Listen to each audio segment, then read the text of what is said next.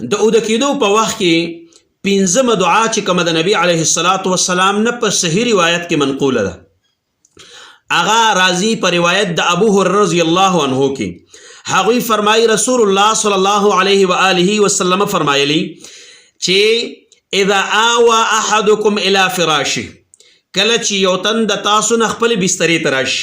فلینفض فراشه بداخل ازاره، نو د خپل صادر په یو اړخ او یو طرف باندې د خپل بستره اوسنډي او هغه د پاک کی، فانه لا يدري ما خلفه عليه، ځکه دته پته نشته چې په دې بستره باندې د نرستو څه شی راغلی دي، چا په وخت تیر کړی دی، مار لړم وغیره خزنده.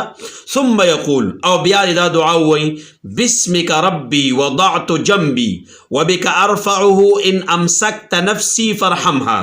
وان ارسلتها فاحفظها بما تحفظ به عبادك الصالحین. معنی دا بسمک ربی وضعت جنبی، ای زما ربا ستا په نوم باندې ستا د نوم اخیستلو سره ما خپل اړخ کې خود سملاستم، وبک ارفعه، او ستا په نوم سره زه بیا دوباره د خپل بدن راپورته کوم، خپل اړخ به راپورته کوم.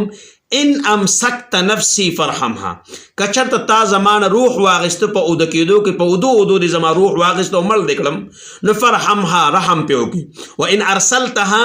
او که چېرته تا زما دا روح زما د بدن ته دوباره راولېږو، نو فاحفظها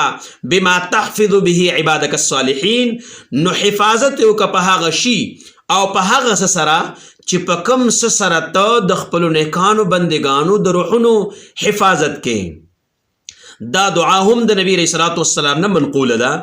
دا ذکر کړی د امام بخاری رحمت الله علیه په خپل کتاب کې 25320 نمبر باندې.